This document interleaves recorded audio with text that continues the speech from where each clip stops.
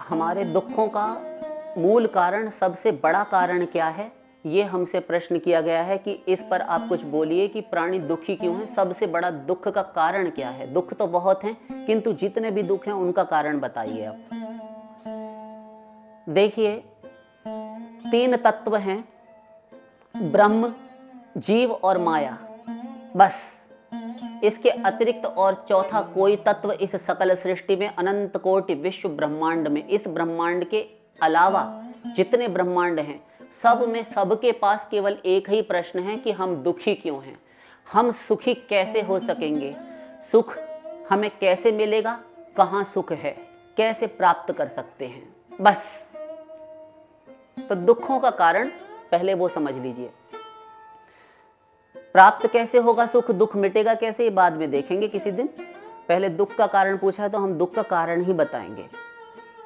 तो देखिए, ब्रह्म, जीव, माया, 3 तत्व, चौथा कोई तत्व नहीं, हम कह चुके हैं। जल्दी जल्दी समझते चलिए।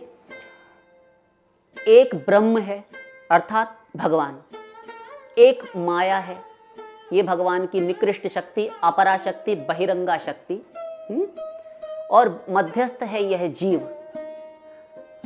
तो माया और ब्रह्म दोनों में से किसी एक ही तरफ चलेगा और ब्रह्म की तरफ चलेगा। एक एक शब्द पर ध्यान दीजिए।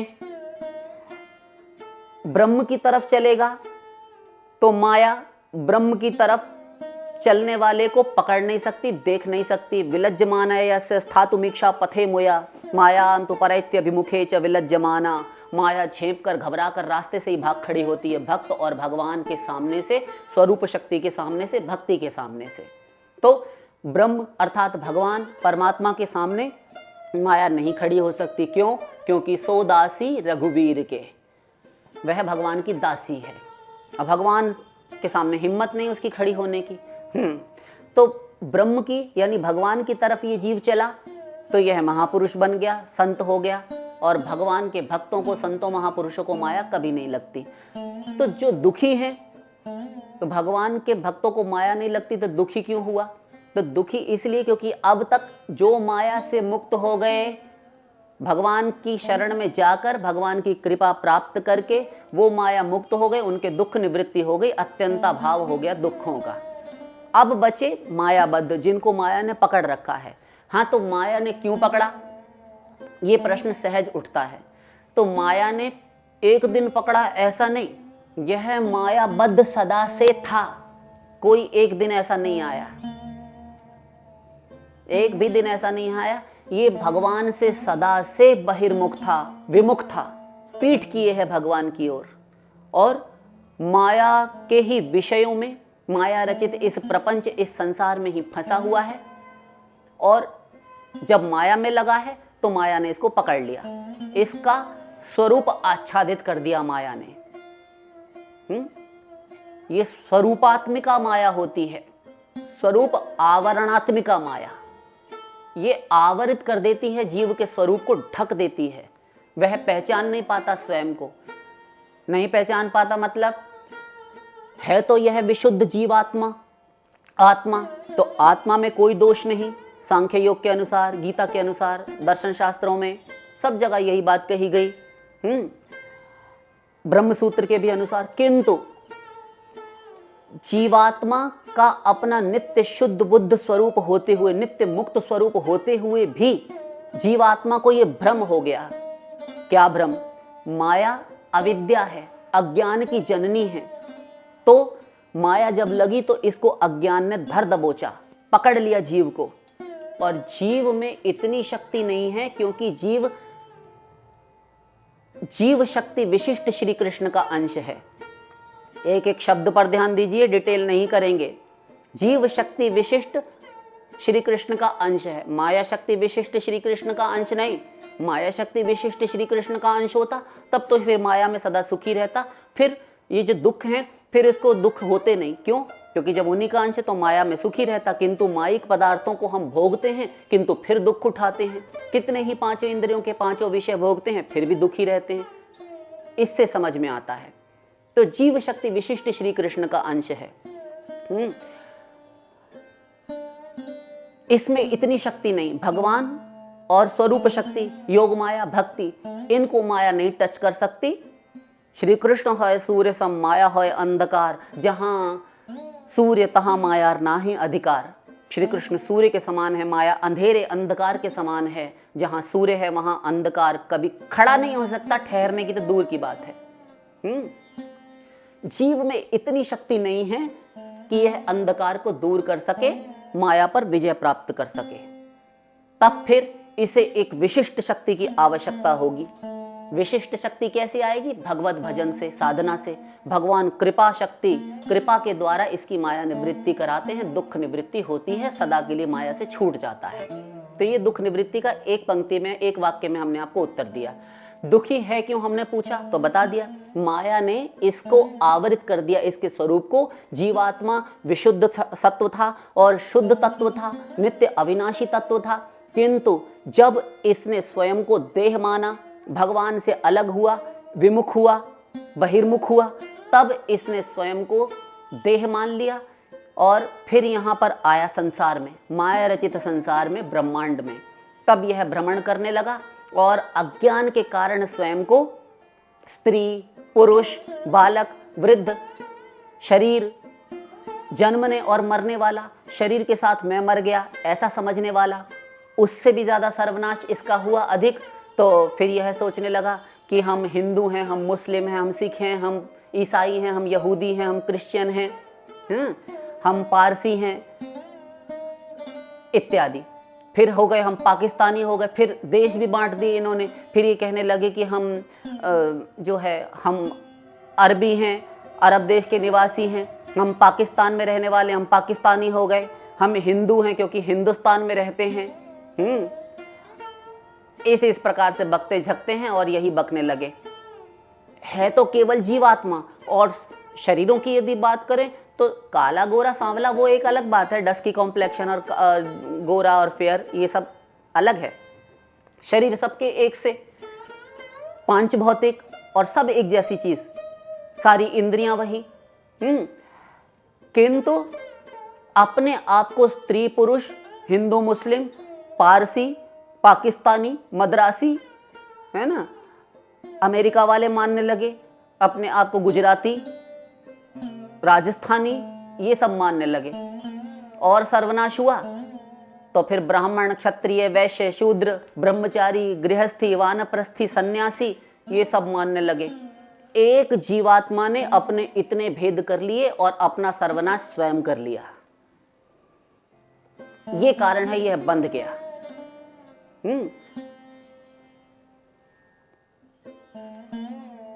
एक दुष्ट अतिशय दुख रूपा, जा बस जीव परा भव कूपा। श्री राम गीता अरण्यकांड, श्री राम लक्ष्मण संवाद। शूर्पणखा जब आई है उससे जस्ट पहले का ही दोनों भाइयों का संवाद है, आप पढ़ सकते हैं। एक दुष्ट है अत्यंत, ये माया दुख रूपा है, ये जीव को दुख देने वाली है सदा से। भगवान भी निंदा कर रहे हैं इस माया की।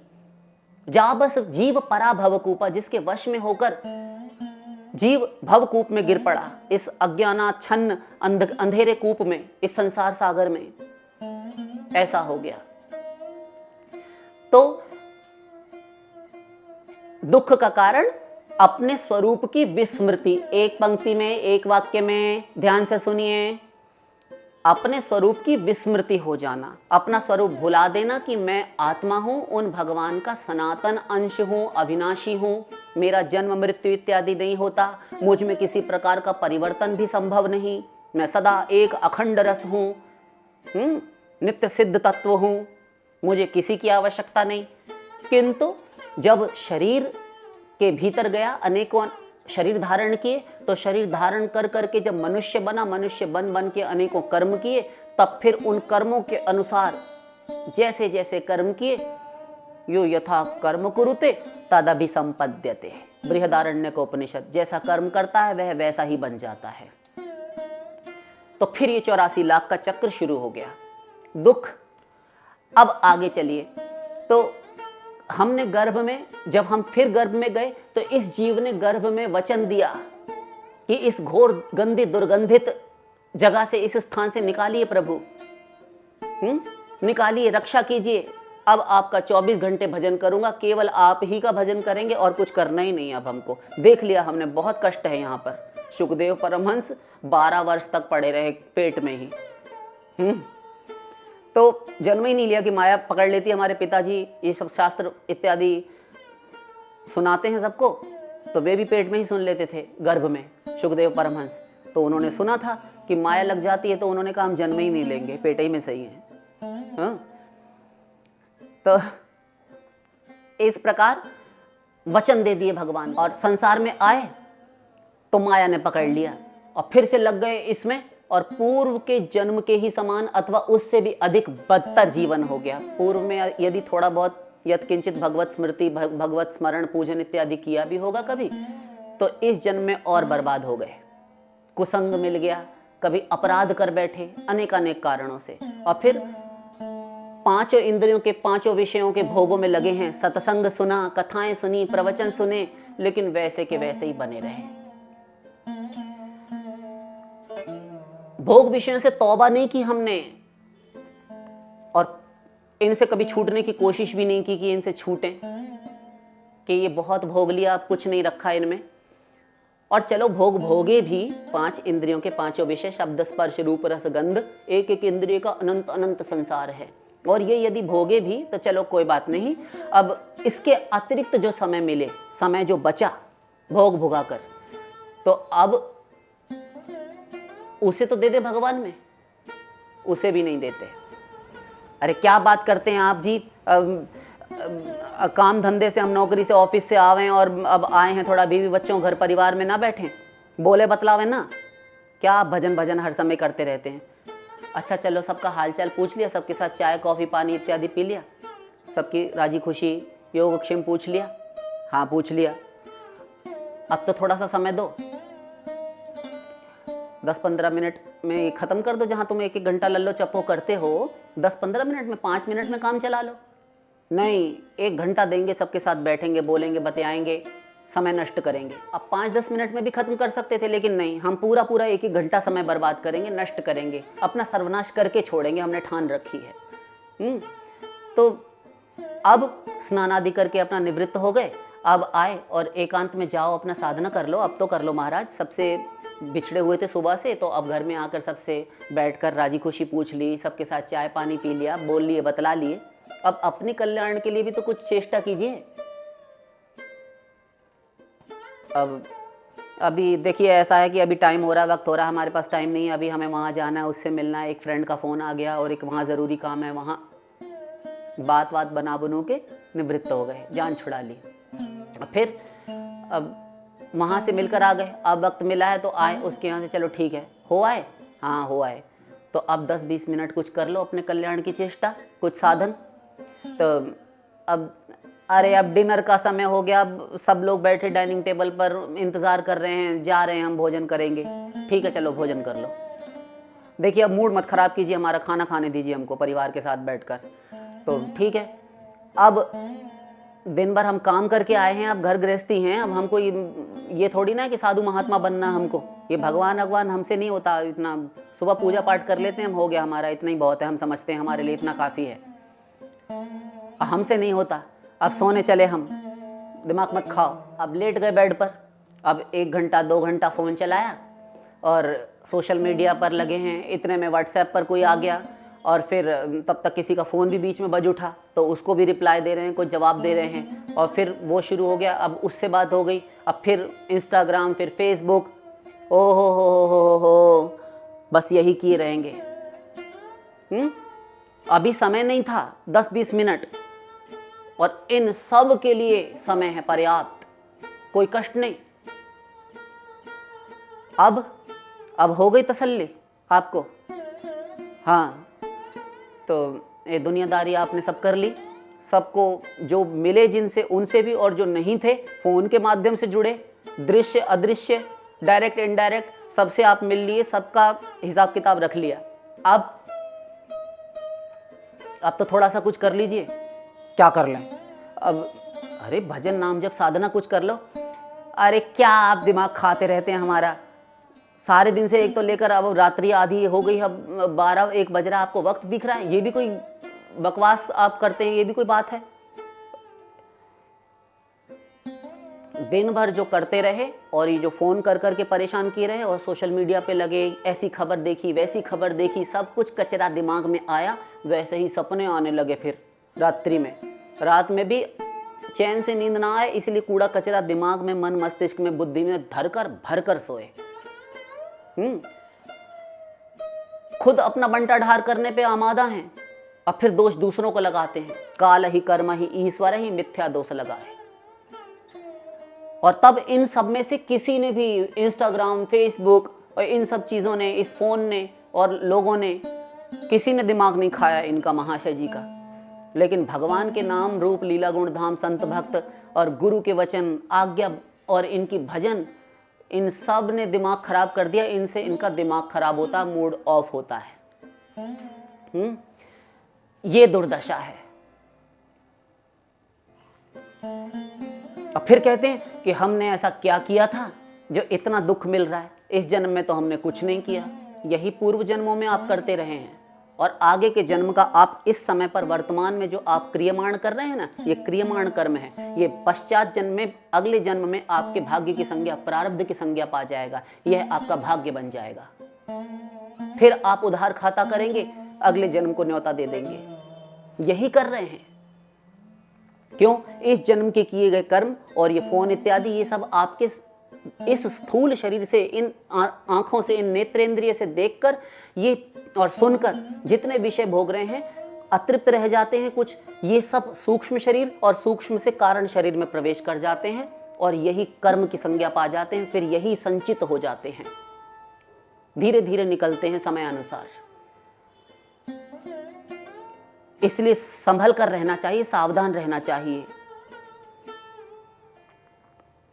ऐसा क्या किया था कि हम दुखी हैं, ऐसा कहते हैं। फिर तो ऐसे तो देखिए, आप सदा दुखी ही बने रहेंगे। बुरा लगे तो हम क्षमा प्रार्थी हैं, किंतु आपके बुरा लगने ना लगने से सिद्धांत और भगवान का नियम नहीं बदलने वाला। ये शरीर केवल और केवल अपनी प्राप्ति के लिए भगवान ने दिया है। आप इसको स्वयं को शरीर मानकर भोग विषय वासनाओं में लगा रहे हैं तो आप तो तृप्त हो नहीं सकते। आत्मा, थोड़ी देर के लिए आपको सुख मिला, फिर आपने सोचा कि नहीं। अभी एक मूवी आई 6-7 महीने पहले, बड़ा हल्ला हुआ था, बवंडर मचा था कि एक आदि पुरुष मूवी आई थी। वो देखने पहुंच गए। अभी कोई दूसरी आई, अभी एक गाना सुन रहे हैं, बोर हो गए, दूसरा लगा लिया, दूसरे से बोर हुए, तीसरा लगा लिया, अब सबसे परेशान हो गए, निकाल कर फेंक दिया। सारी इंद्रियां ऐसे ही आप भोग करते रहते हैं, अपने आप को सुख, अपने आप को सेटिस्फेक्शन देने का प्रयत्न करते रहते हैं, किंतु सदा नहीं रहता, क्योंकि अनित्य सुख है। आप नित्य तत्व हैं, अविनाशी जीवात्मा, और ये नश्वर सुख आप अविनाशी जीवात्मा को सुखी कैसे करेंगे? विचार कीजिए। आप बुद्धिजीवी हैं, एजुकेटेड हैं, समझदार हैं, पर्याप्त बुद्धिमान हैं, पढ़े लिखे हैं। कोई भी यहाँ पर ऐसा नहीं है ग्रेजुएशन से कम भी किसी ने क्या किया होगा। तो ऐसा नहीं करना चाहिए। प्रमाद में जीवन, दृष्ट्वा जन्म जरा विपत्ति मरणम त्रासश्च नोत्पद्यते पीत्वा मोहमयीं प्रमाद मदिरान मुन्मत्त भूतम जगत। संसार के जन्म मृत्यु जरा व्याधि, इन दुखों को, इन जन्म मरण के चक्कर को देखते हुए भी त्रासश्च नोत्पद्यते, भय उत्पन्न नहीं होता इस जीव को। मोहमयी प्रमाद की मदिरा का पान करके ये सारा संसार उन्मत्त, मतवाला हो गया। पश्यन्नपि न पश्यति, देखकर भी नहीं देखता, कितना दुख है, किंतु नहीं, होश नहीं आता। जो होगा देखा जाएगा। क्या देखा जाएगा? भोगने के लिए भेजा जाएगा आपको, देखेंगे कहां से आप? तो ऐसे तो सदा दुखी रहेंगे, क्योंकि दुख का निर्माण हम स्वयं कर रहे हैं। हाय हाय करते हैं टेम्पररी, फिर रिलीफ के लिए हम किसी ये बाबा जी के पास, किसी ओझा के पास, किसी तांत्रिक मांत्रिक के पास, इन बाबाओं के चक्करों में पड़े हैं, ढोंगी ढकोसला करने वालों के पास। अब पेड़ों पर मनोतियों मन्नतों के धागे बांध रहे हैं, तीर्थों में जा रहे हैं, अमुक धाम जा रहे हैं, न जाने कहां कहां जा रहे हैं, सब कुछ कर रहे हैं। एक भजन, भगवान, शास्त्राज्ञा, गुरु आज्ञा को छोड़कर हम सब कुछ कर रहे हैं। हमने सब कुछ किया, एक भजन नहीं किया। और गोस्वामी जी कहते हैं, जब तक तू राम को नहीं भजेगा तब तक तू कहीं जा तो तीनों तापों में तपता ही रहेगा।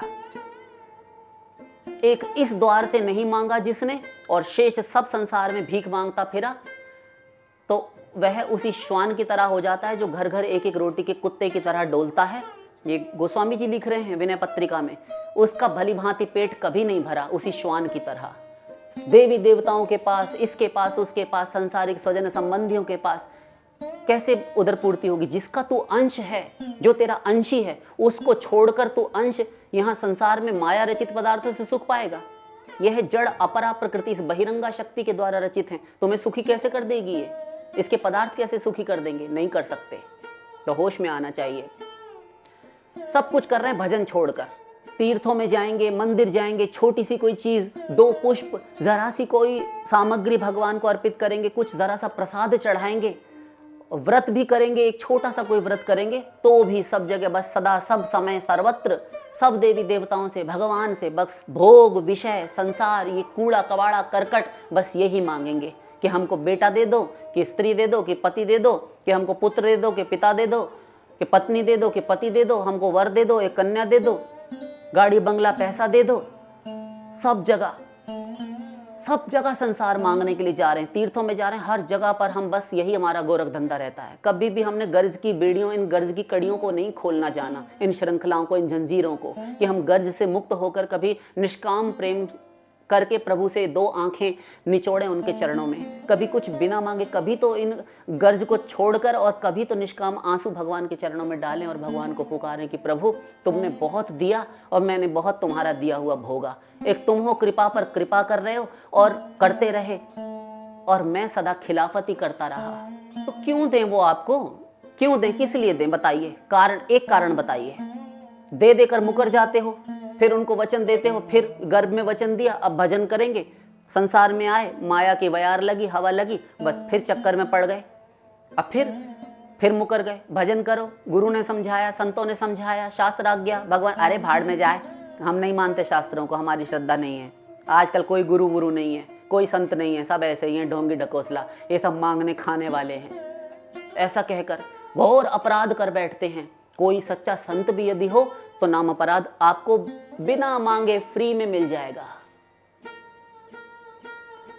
क्योंकि भगवान भक्त का अपराध, वैष्णव अपराध, जन अपराध कभी क्षमा नहीं करते।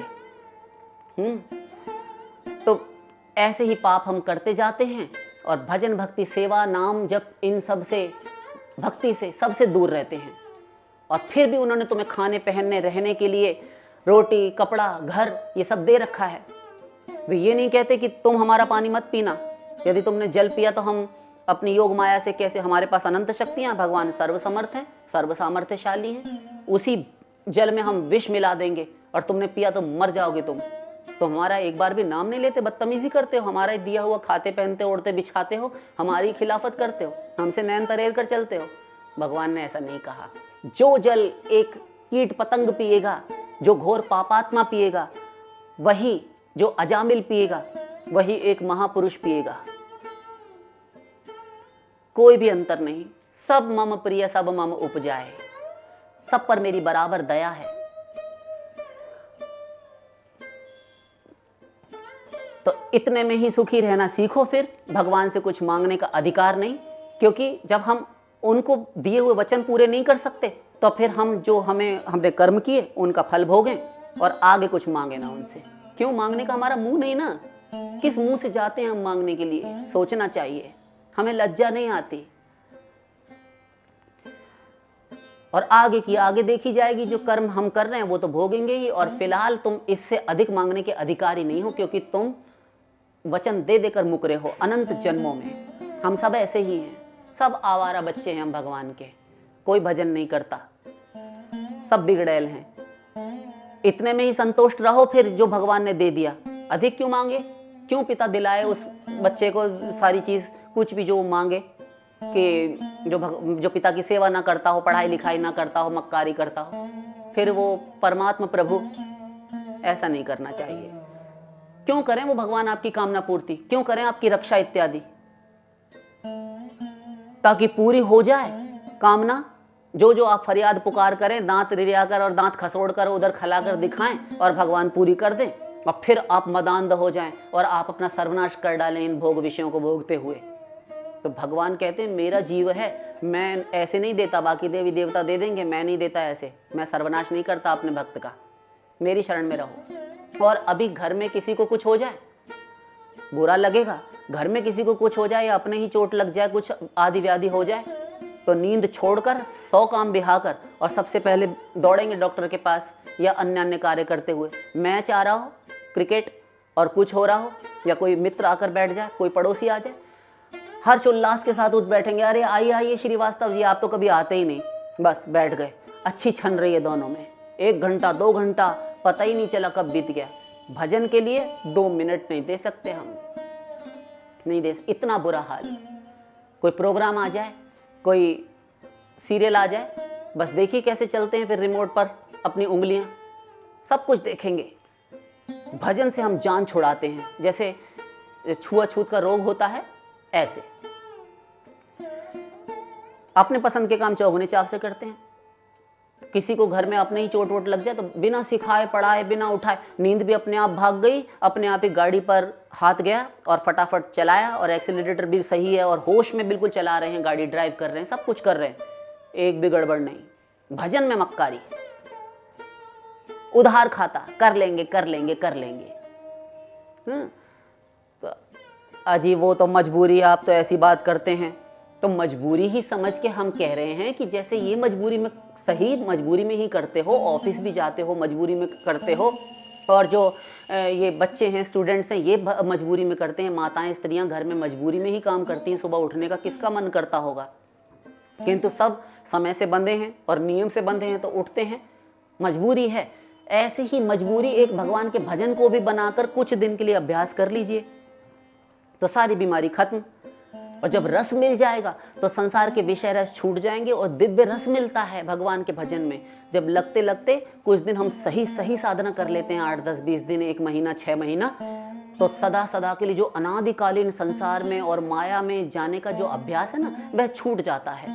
अधिक समय नहीं लगेगा, दत्त चित्त होकर प्राणपण से चेष्टा कीजिए, फिर आपका मन लग जाएगा। और जब दिव्य रस मिलेगा तो गंदे रस छूट जाएंगे। आप एक बात बताइए, गंगा किसी को प्राप्त हो जाए तो फिर वह छिछले गड्ढे का पानी क्यों पिएगा, कुंड का, तालाब का, सरोवर का? नहीं पीता ना। ऐसे ही तो दिव्य रस जब राधा रानी और श्री कृष्ण के चरणों का जिसको मिला, भक्ति के प्रेम रस में निमज्जित हो गए, जब आपका अंतःकरण शुद्ध हो गया तो फिर आपको कुछ पाना करना शेष नहीं, आप बिल्कुल शुद्ध हो जाते हैं। तो इस प्रकार से कुछ दिन कर लेंगे मजबूरी समझकर, तो आगे के लिए आपको कम परिश्रम पड़ेगा, जितना कर लेंगे उतना कमाया हुआ आपके पास रहेगा। आगे थोड़ा सा और कर लीजिएगा, महीना, 10 दिन, 20 दिन और 6 महीना डट कर साधना कर लीजिए, भजन, उपासना, नाम जप, ये सांसारिक काम प्रपंच जो करते हैं आप, ये मजबूरी में खुशी खुशी कर सकते हैं, किंतु आत्मकल्याण के कार्य के लिए आप उधार करके टाल देते हैं कि हम सदा से यही किया हमने, कोई बात नहीं। लेकिन ये, और ये विनाशकारी सिद्धांत आपका कब तक बना रहे ये भी नहीं पता। किया ठीक है, अभ्यास आपका बना है, किंतु वहां से हटाने पर, भगवान में बार बार लगाने पर अभ्यास भगवान के एरिया वाला हो जाएगा, तो आपका भगवान में मन लगने लगेगा, फिर आपको परिश्रम नहीं पड़ेगा। प्रारंभ में पड़ता है कुछ दिन तो हमको बोरियत होती है, हम इसीलिए साधना में मन नहीं लगाते, क्योंकि अभ्यास माइक जगत का है और बहुत दिन का अनादिकालीन अभ्यास है, अनंत काल का अभ्यास है, तो उसको छोड़ने के लिए, वहां से हटाने के लिए कुछ दिन तो परिश्रम करना पड़ेगा। और अनंत भक्तों ने किया है, मीरा, सूर, तुलसी, तुकाराम, नानक, हित, हरिवंश राय, व्यास, ललित किशोरी, नागरीदास, प्रहलाद, धन्ना जाट, इन सब ने किया है। जितने महापुरुष अब भी हैं वे भी भजन करते हैं, तो अभ्यास करते हैं। और जब कोई व्यक्ति एक कार्य को कर सकता है तब फिर सब कर सकते हैं। कोई रॉकेट साइंस नहीं है कि हमसे नहीं होता, सब होता है, हम टाल मटोल करते हैं। तो ये विनाशकारी सिद्धांत हमारा कब तक रहे ऐसे तो कुछ पता नहीं। इसलिए जब स्मरण हो, जब होश में आ जाओ, जब ज्ञान हो जाए, तत्व ज्ञान, तभी लग जाना चाहिए, उधार नहीं करना चाहिए। अच्छी बात भी बुरी लगती है कि भजन करने के लिए कोई कहे, गुरु कहे, संत कहे, तो वो शास्त्र की बात बुरी लगती है, और बुरी तो फिर है ही बुरी। अब दूसरा मुंह लगा के कोई क्या कहेगा? तो इसलिए संभले रहना चाहिए, उधार नहीं करना चाहिए, शेष फिर